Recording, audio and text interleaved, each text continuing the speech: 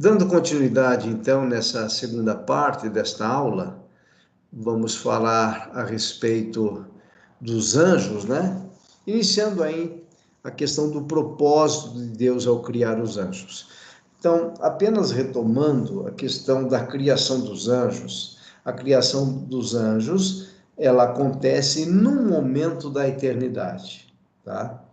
Dentro daquilo que a Bíblia nos dá a entender, a criação dos anjos, ela ocorre antes da criação do ser humano, tá? Então, são seres celestiais que Deus criou com um propósito. Da mesma forma que nós, seres humanos, fomos criados com propósito.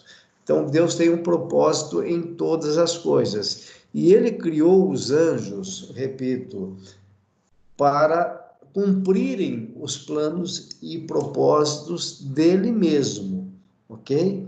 Então, isso é importante nós entendermos, porque jamais nós podemos reverenciar os anjos, jamais nós devemos adorar a anjos. Eu sei que isso é muito básico para você, mas nós vamos, no decorrer do nosso ministério, encontrar pessoas que têm uma tendência grande de dar toda uma reverência aos anjos, e nós vamos ver que o apóstolo Paulo condenou isso, a Bíblia condena a adoração a anjos. Por quê? Porque são seres criados. Então nós vimos até agora que Deus é. Por quê? Porque ele não foi gerado por ninguém.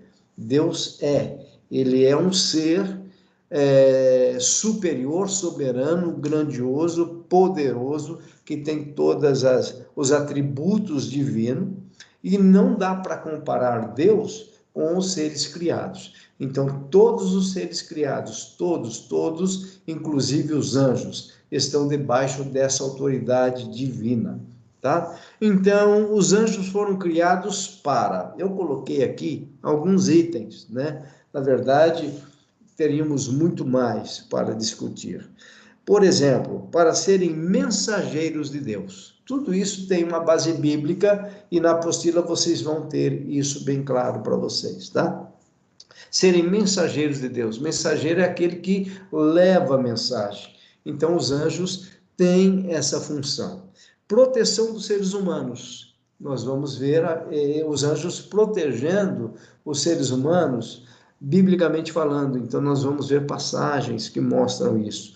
Executar as ordens de Deus. Então, eles estão debaixo das ordenanças, das ordens que Deus tem para eles. Então, eles estão em submissão a Deus, estão esperando as ordenações divinas. Eles foram criados também para adorarem a Deus. Vejam, se eles são seres adoradores, não tem sentido os anjos receberem a adoração nem devoção, não há essa possibilidade, porque eles são seres criados como nós. A única diferença é que os anjos são seres imateriais, eles são seres espirituais, não têm um corpo como nós temos. Tá? Os anjos foram criados ainda para servirem ao Senhor Jesus Cristo. Nós vamos ver também passagens que mostram isso, os anjos servindo a Cristo. São seres criados para serem espíritos ministradores, enviados para servir a favor dos que hão de herdar a salvação. Tá? Lá na carta aos Hebreus a gente vai ver essa passagem. Os anjos prontos para nos servirem, para nos proteger, para estarem conosco. Então os anjos têm esse plano, têm esse objetivo da parte de Deus, tá? Expressões usadas para se referir aos anjos. Então, nós temos aqui algumas expressões que são usadas, né? Eu coloquei as referências bíblicas aí, para vocês terem uma noção disso. Então, os anjos são chamados, por exemplo, de filhos de Elohim, tá? Entre colchetes aí, Deus. Elohim, na verdade, essa palavra, ela vai aparecer lá em Gênesis, né? No princípio criou Deus os céus e a terra. tá? Então, lá no hebraico, a palavra é Bereshit bara Elohim. O que significa isso? E criou Deus no princípio. Então, Deus no princípio criou céus e a terra. Só que Elohim é uma palavra no hebraico que é plural de El. É plural de El. Elohim, na verdade, se é plural de El, El é Deus, plural de Deus seria deuses, correto? Então, lá no primeiro versículo de Gênesis, Bereshit bara Elohim, bara é o verbo criar, tá? Bara é verbo criar. O verbo bara, ali no hebraico, ele está no singular. Então, vejam só, a importância de nós termos uma noção do hebraico e da gramática hebraica. Então, no hebraico, como o verbo está no singular, criou, bara, criou, o Elohim, na verdade, apesar de estar no plural, nós vamos considerar Elohim como sendo Deus. Tudo bem? Então, no princípio, bara, no princípio criou Deus, criou Elohim. Então, Elohim, apesar de estar no plural, mas como o verbo está no singular, eu trato o substantivo também no singular. Então, essa palavra, filhos de Elohim, significa o quê? Filhos de Deus. Nós encontramos isso em Jó, capítulo 1, versículo 6, e ainda em Jó, capítulo 2, versículo 1. Então, os filhos de Deus, os filhos de Elohim. Então, está se referindo a anjos, expressões que mostrando, tá, que os anjos são também considerados filhos de Deus, no sentido de criação divina. Eles foram criados por Deus. Espíritos ministradores, lá na carta aos Hebreus, capítulo 1, versículo 14. Então, são espíritos que ministram da parte de Deus. Se você der uma olhadinha em Atos, capítulo 10, nós vamos ver a passagem da conversão de Cornélio. Cornélio era gentio, e ali na passagem de Atos 10, Lucas, que foi quem escreveu Atos, ele vai relatar que Cornélio era um homem piedoso, um homem de oração, um homem que vivia uma vida reta diante de Deus. Porém, Cornélio não era salvo. E nessas orações de Cornélio, né, inclusive a oração de Cornélio mostra que Deus ouve a oração dos não crentes, porque Cornélio não era crente, ele vivia uma vida de oração, né? Nós conhecemos pessoas piedosas que não têm a experiência do novo nascimento, não tiveram encontro verdadeiro com Jesus Cristo, mas são pessoas que oram e buscam a Deus. E Cornélio era uma pessoa assim. E durante as orações de Cornélio, um anjo aparece para ele e orienta Cornélio a procurar Pedro. E nesse mesmo momento em que o anjo está orientando, né, ministrando, sendo mensageiro de Deus para Cornélio, um anjo também, né, ou o mesmo anjo, não sei dizer, também está falando com Pedro, falando para Pedro procurar Cornélio. Olha que interessante, o anjo fala para Cornélio procurar Pedro e para Pedro procurar Cornélio. Então, o que acontece? A Bíblia relata, Lucas relata que Pedro vai até Cornélio e prega o evangelho para Cornélio. E Cornélio estava tão sedento das coisas de Deus que ele chama também a sua família.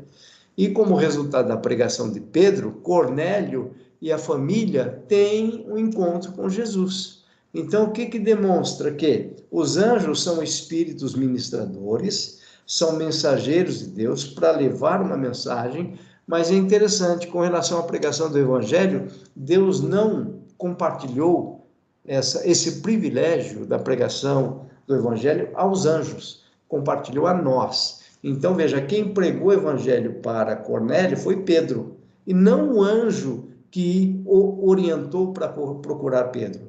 Não é? O anjo poderia ter resolvido a situação de uma forma muito simples, né?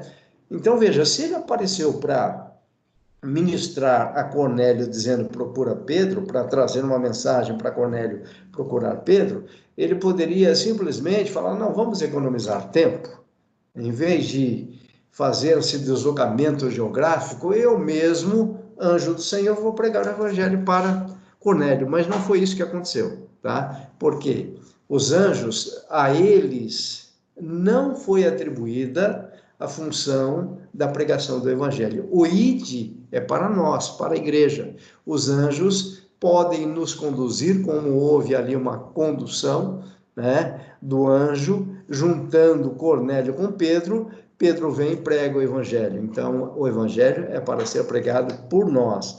Mas os anjos, então, são espíritos ministradores. Aquele anjo foi e levou uma mensagem para Cornélio, e o outro anjo levou uma mensagem para Pedro. Então, está dentro daquilo que Deus tem estabelecido como funções angelicais, tá? Então, outra expressão que nós encontramos para anjos é principados, olha só, são expressões, ó, principados, poderes, tronos, dominações e autoridades. Onde nós encontramos essas passagens? Colossenses, capítulo 1, 16, Romanos, capítulo 38, primeira carta de Paulo aos Coríntios, capítulo 15, 24, Efésios 6, 12, Colossenses 2, 15. O que significa isso? Que todos esses seres criados estão nesse nível de submissão a Deus. Em todas essas passagens, esses principados, esses poderes, esses tronos, dominações, autoridades, estão debaixo e em submissão à autoridade máxima de Deus, ok? A autoridade divina no Novo Testamento é a palavra grega exousia. O que significa essa palavra exousia, tá? Depois a gente pode até trabalhar melhor essa palavra, mas apenas para vocês entenderem e diferenciarem a autoridade divina dos demais seres. A exousia de Deus, essa palavra no grego significa autoridade máxima para tomar a decisão conforme o seu bem-querer. Então, a exousia de Deus, ela está debaixo da soberania divina. Então, Deus, na sua soberania, ele utiliza da sua exousia, da sua autoridade máxima, para reger todo o universo. E nesta regência universal, vamos dizer assim, estão inclusas nessa regência todos os demais seres criados. Então, veja só, principados, que são anjos, poderes, tronos, dominações e autoridades, tudo isso está debaixo da exousia divina, debaixo da autoridade máxima do universo, que é Deus. Tá? Então, todas as vezes que essas palavras aparecem, elas estão debaixo do quê? Da autoridade máxima, que é a exousia. A exousia só pertence a Deus. Tá? Nós vamos ver ainda, olha aí, outras expressões. Arcanjos, né? Arcanjos, ali na primeira carta de Paulo aos Tessalonicenses e em Judas, nós vamos ver esse termo, arcanjo, que nós vamos falar ainda nesta parte um pouquinho mais sobre os arcanjos, querubins e serafins. Então, lá em Gênesis, nós vamos ver querubins, em Êxodo, ok? E em Isaías capítulo 6, nós vamos ver a expressão serafins. Então, nós temos arcanjos, querubins e serafins. Aqui nós já temos 3 classes, ou 3 categorias de anjos, que nós vamos estudar especificamente a partir de agora, tá? Então, classe de anjos, classes de anjos. Então, essas 3 classes que nós vamos estudar resumidamente, volto a dizer, nós não estamos fazendo um estudo exaustivo do assunto, mas nós vamos ter uma noção geral dentro da angiologia. Então vejam lá, arcanjo, o que são arcanjos? São anjos defensores. Então a função deles é defesa, tá? Então eu costumo dizer que um arcanjo é um peso pesado na batalha espiritual. Ou seja, não queira lutar contra um arcanjo porque você vai perder. O arcanjo ele foi preparado para defender, tá? Então são anjos defensores, protetores, anjos fortíssimos de Deus, tá? E nós vamos ver isso muito claro aqui em algumas passagens. O arcanjo Miguel é considerado o anjo principal, um dos primeiros príncipes. Onde está isso? Em Daniel, capítulo 10, versículo 13. Você vai encontrar também na primeira carta de Paulo aos Tessalonicenses 4,16 e Judas 1,9. Miguel é o defensor de Israel. Olha só que coisa interessante. Deus coloca o principal, o anjo maior, o peso pesado, repito, de batalhas espirituais para defender Israel, em Daniel 12:1. Agora você consegue entender por que Israel sobrevive? Você consegue entender por que Israel, uma nação tão pequenina, né? O país Israel, ele tem, para você ter uma ideia geográfica, de extensão, de norte a sul, me parece que dá 150 quilômetros. 150 quilômetros, por exemplo, eu estou aqui em Campinas, em Valinhos. Se eu sair daqui de Valinhos e for, por exemplo, até São Paulo, até a Praça da Sé, eu vou rodar aproximadamente 100 quilômetros, tá? Se eu pego da Praça da Sé e vou, por exemplo, até Osasco, eu estou chutando aí, vai dar, por exemplo, mais 50 quilômetros. Então, eu caminhei 150 quilômetros a 100 quilômetros por hora, em 1h20, 1h30 eu chego. O que significa dizer que de norte a sul, eu posso atravessar todo o país de Israel em 1h30, 2 horas no máximo, em linha reta, tá? Então veja, para você ter uma ideia do tamanho de Israel. Na horizontal, né? Se eu pegar aqui a margem do mar Mediterrâneo e até a extensão na divisa de Israel, deve dar em torno de 40, 50 quilômetros. Eu vou pesquisar melhor e mando essa informação para vocês no grupo. Mas apenas para vocês verem que o país Israel, em termos territoriais, é algo insignificante, tá? Quantos Israéis cabem dentro do Brasil, por exemplo, né? Então, Israel é um país muito minúsculo. Agora, por que Israel sempre vence as batalhas? E por que Israel, dentro da Bíblia, é visto como uma nação importantíssima, como sinais de Deus sendo apontados através de Israel, e a batalha, as grandes batalhas serão travadas ainda, e jamais nós vamos ver Israel perdendo. Por quê mesmo? Porque Deus já, nos seus decretos, vamos pegar lá naquele gráfico, né? No mundo imaterial, no universo ainda não criado, vamos dizer assim, Deus, nos seus decretos, já tinha escolhido uma nação. Ele já tinha escolhido um povo e já tinha protegido esse povo. Então, Israel tem uma proteção espiritual que os demais países não têm. Logo, não queiram lutar contra Israel. Pelo contrário, a Bíblia orienta que nós devemos orar por Israel, orar pela salvação dos judeus, por aqueles ainda que não reconhecem a Jesus Cristo como Messias. Então, Miguel é defensor de Israel, está lá em Daniel 12:1, e irá comandar a peleja no céu contra o dragão, contra Satanás.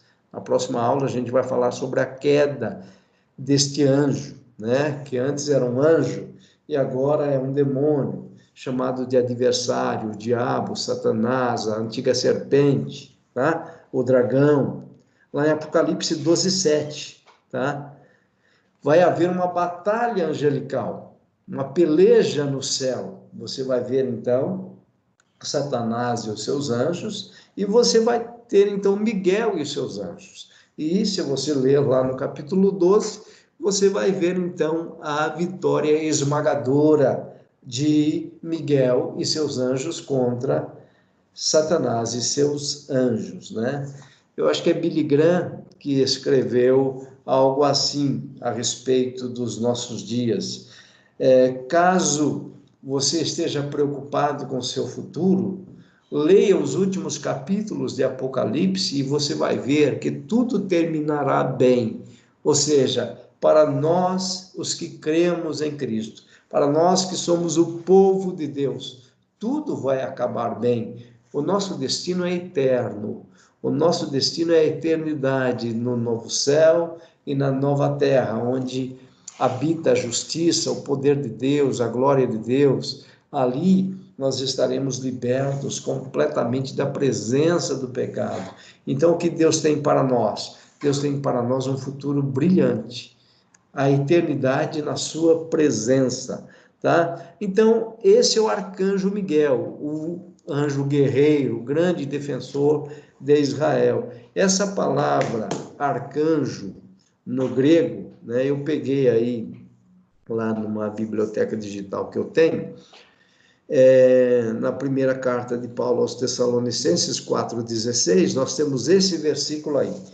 Porquanto o Senhor mesmo, dada a sua palavra de ordem, ouvida a voz do arcanjo e ressoada a trombeta de Deus, descerá dos céus, e os mortos em Cristo ressuscitarão. A continuação aí, ressuscitarão primeiro, ok? Então, porquanto o Senhor mesmo, tá? Essa palavra Senhor está se referindo ao próprio Senhor Jesus Cristo, né? Essa palavra Senhor é a palavra Kyrios, que muitas vezes tem sido pronunciado pela palavra Curios, né? Mas a transliteração correta não é Curios, é Kyrios. Da mesma forma que dunamis não é dunamis, é dinamis. Daí que surge a palavra dinamite. Então, Kyrios é Senhor, tá? Agora, se alguém utilizar Curios, não vai querer corrigir, não é essa a nossa intenção, tá? Fazer um curso aqui para ver pessoas falando errado, tentar corrigir. Não, isso já foi consagrado, não tem problema, tá? Então, seja Curios, seja Kyrios, não tem problema, tá? Então, se você tem um pouquinho mais de noção, leia a palavra da forma correta, Kyrios, tá? Então, essa palavra aqui, Senhor, porquanto o Senhor mesmo, num determinado momento, em que momento? Dada a palavra de ordem, dada a palavra de ordem, ou seja, esta ordem virá de Deus. Ouvida a voz do arcanjo e ressoada a trombeta de Deus, descerá dos céus, e os mortos em Cristo ressuscitarão primeiro.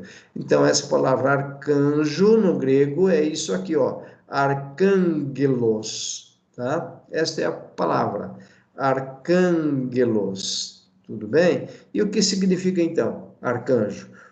Significa exatamente isso, o chefe dos anjos. Logo, mais uma vez, o que nós temos? O arcanjo sendo um anjo maior, sendo aquele que está com autoridade máxima sobre os demais anjos. Então, é ele quem vai determinar, é ele que vai comandar, é o comandante do exército celestial. Isso é um arcanjo que está dentro de uma classe, dentro de uma categoria dos anjos. Muito bem, a outra classe é a classe dos querubins. Os querubins são anjos guardiões, enquanto que os arcanjos são os protetores, né? Os querubins são os guardiões. Vejam aí a questão dos querubins. São seres celestiais, ministros da vontade divina. Em Gênesis capítulo 3, versículo 24, eles são colocados ao oriente do jardim do Éden para guardar o caminho da árvore da vida. Veja só, guardar. A ideia é que eles são guardiões, são aqueles que têm essa função de guardar algo estabelecido por Deus, tá? Então, são seres celestiais. Os querubins estão nesta questão da guarda, da proteção também, vamos dizer assim, mas não tão forte em termos de proteção e luta e batalha quanto os arcanjos.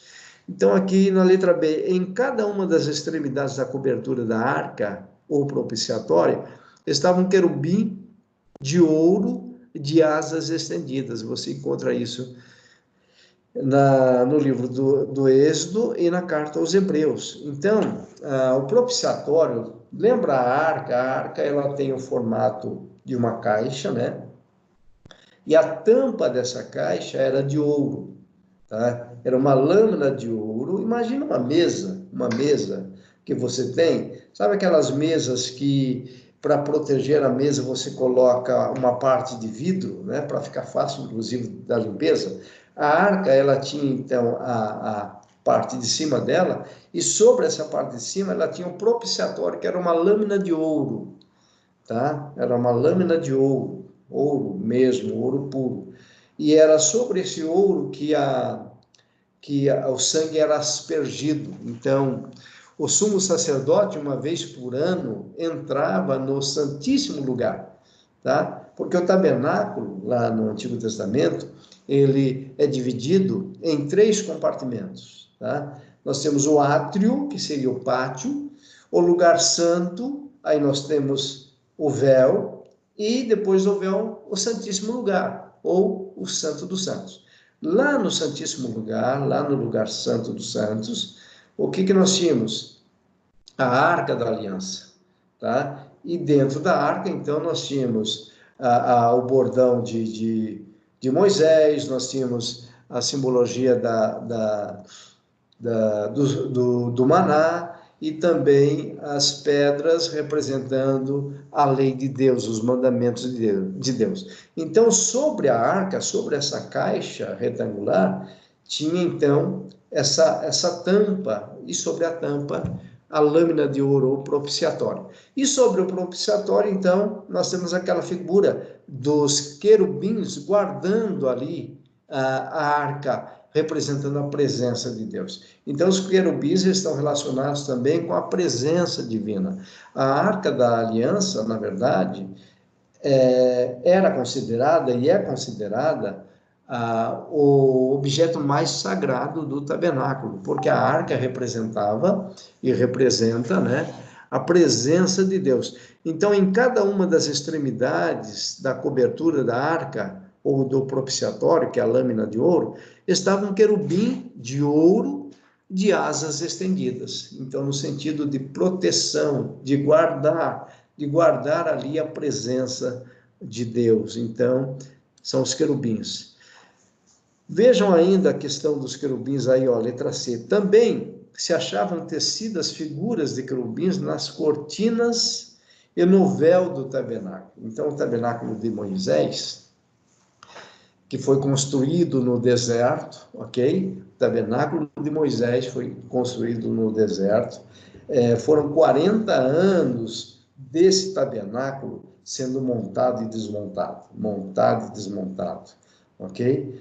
Até que, depois de 40 anos, o povo entra na terra prometida, na terra de Canaã, e o tabernáculo já estava em Pandareco. E 300 anos depois, Davi, então, com um coração de adorador, que Davi sempre teve, ele disse, olha, vamos construir uma casa para o Senhor.